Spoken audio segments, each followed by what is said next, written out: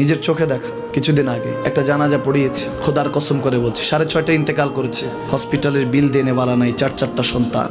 অ্যাম্বুলেন্সে ঘরে ঘরে আসবে, 1000-1200 টাকার বিল দেনেওয়ালা নাই। কি বুঝলেন?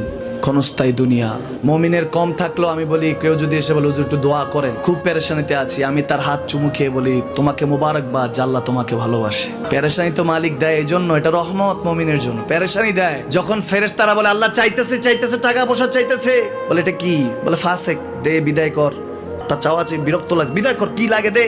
মুমিন যখন চাইতে থাকে আল্লাহ আমাকে কিছু লাগবে, যখন একটু করে চায় আমার মাটাকে সুস্থ করে দাও, বাবাটাকে আল্লাহ আমার স্ত্রীকে, আমার আমাকে একটু তৌফিক দাও, চাইতে থাকে মুমিন। আল্লাহ বলে যখন ফেরেশতারা দেখে মুমিন চাচ্ছে, দেরি করতে পারে না, তাড়াতাড়ি খাজানা নিয়ে দিতে নেবে, আল্লাহ বলে রাখোস না, এত তাড়াহুড়া কিসে? তার চাওয়ার মধ্যে তো প্রেম আছে, একটু চাইতে দেস না। থাকুক না মুমিন আর একটু পেরেশান, থাকুক না, থাকতে দেস না।